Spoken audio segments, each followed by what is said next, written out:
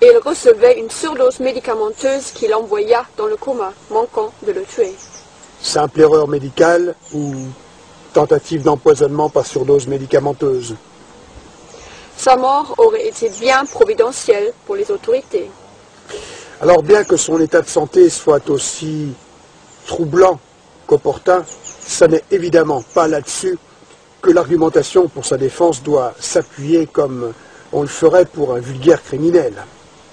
Malade ou non, d'après nos recherches, pour comprendre cette affaire, nous pouvons affirmer que Marcel Verwoezem est totalement innocent de tout ce dont il est accusé.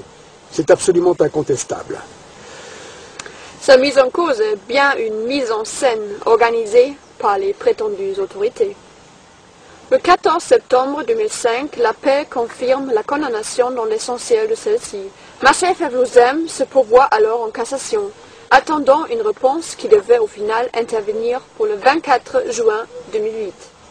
À cette date, le courageux enquêteur devrait être fixé et savoir s'il doit purger 4 ans de prison pour avoir tenté de protéger l'enfance des réseaux de monstres montés par le crime organisé.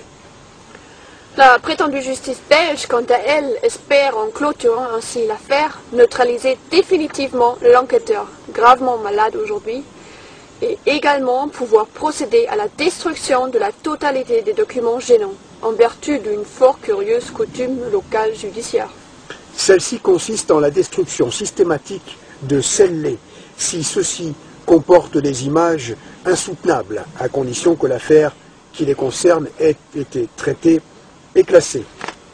Ainsi, sous le prétexte de protéger la morale et de ne pas risquer de porter atteinte à la sensiblerie d'on ne sait qui, eh bien, il est impossible à la justice belge de prétendre conserver des données en matière de crimes pédophiles et ou sataniques qui pourraient permettre d'effectuer des recoupements pour d'autres dossiers. À titre d'exemple, 2 jours avant l'arrestation de Dutroux, le parquet de Bruxelles procéda à la destruction d'un important lot de cassettes de crimes de pornographie infantile et de snuff movies. Les CD-ROM de Zandvoort détruits, plus rien ne pourrait permettre de confondre les criminels et leurs innombrables complices. C'est une honte que autant de matériel et autant d'éléments puissent être détruits sans que l'on fasse la moindre enquête là-dessus. C'est une législation curieuse en Belgique que les documents puissent être détruits à la clôture du procès. Oui, là, il y a un problème. Ils ont un problème en Belgique. Sur un plan strictement juridique, ils ne peuvent pas détruire le matériel tant que je ne suis pas condamné dans l'affaire. Même s'ils disent « on va mettre Marcel dans une cellule », le travail qui a été fait a été fait. Ils ne peuvent plus changer, malgré leur tentative. Vous voyez? Alors c'est bien ça. Oui. La justice belge prévoit ainsi la destruction de la totalité des documents. Oui. Mais qu'importe, même si la justice détruisait les documents, vous avez tous les documents en sécurité. Oui, ça oui. Depuis le début, les autorités politiques et judiciaires belges refusent de traiter l'affaire des CD-ROM de Zandvoort, n'accablant injustement que l'homme qui a apporté l'affaire jusqu'à la persécution. Leurs homologues européens tolèrent cette terrible injustice et appliquent d'ailleurs la même méthode d'instrumentalisation de leurs appareils judiciaires, la même campagne d'omerta et d'intox pour étouffer cette abominable affaire. Il est indispensable de se poser des questions suivantes. Pourquoi un tel comportement général? Et pourquoi aucune réaction de la part des autorités saisies entrée au lieu? Pourquoi Jacques Chirac, Helmut Kohl, le roi belge pour ne citer qu'eux, n'ont-ils pas, au vu de telles atrocités, veillé personnellement à ce que la justice de leurs pays respectifs ne fasse une priorité de ce dossier? Comment expliquer qu'aucun pays européen concerné ne trouve à redire au traitement terroriste appliqué à Marcel Verwoezem?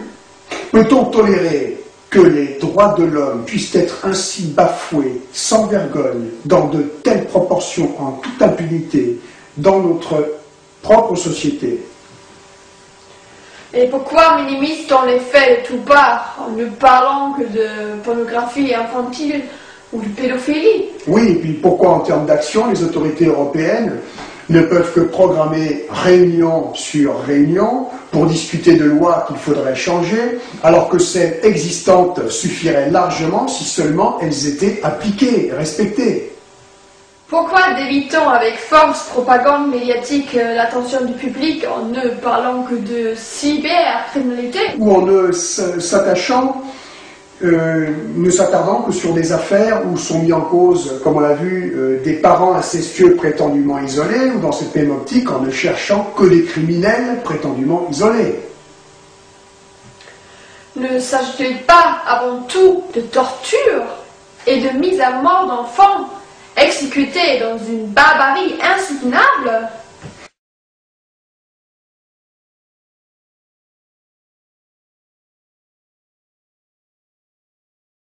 Ne s'agit-il pas d'un crime contre l'humanité de toute évidence, dont la persistance et l'aggravation est permise grâce à la complicité de la totalité des autorités européennes qui, tels les officiers nazis, se renvoient la responsabilité de l'Holocauste en prétendant nier son existence? Ne s'agit-il pas en fait des exactions commises par un vaste réseau organisé aux protections inébranlables? Nous avons clôturé notre enquête au printemps 2008. Deux considérations nous ont alors travaillé. Il nous apparaissait également impératif d'agir dans l'urgence à la mesure de nos moyens pour alerter nos autorités ainsi que nos concitoyens afin de réparer sans délai l'effroyable déni de justice ainsi que la mesure terroriste dont Marcel Verwozen faisait l'objet. Ayant vérifié que les autorités de l'époque avaient bien reçu les documents éloquents, que leur complicité était donc sans aucune équivoque, nous devions de toute urgence évaluer la réaction de nos autorités respectives actuelles par acquis de conscience. Donc, avant de procéder au montage de ce reportage, nous avons décidé d'adresser aux dirigeants de nos nations respectives cette fameuse affiche. J'ai donc adressé une saisine à la chancelière Angela Merkel en courrier recommandé avec accusé réception, auquel j'ai joint la fameuse affiche de Marcel Verwozen. J'ai rendu publique cette saisine en publiant sur Internet la vidéo faite à partir de ce courrier. Je vous rends alors publique la lettre et cette affiche que j'ai envoyée à notre chancelière, Madame Angela Merkel.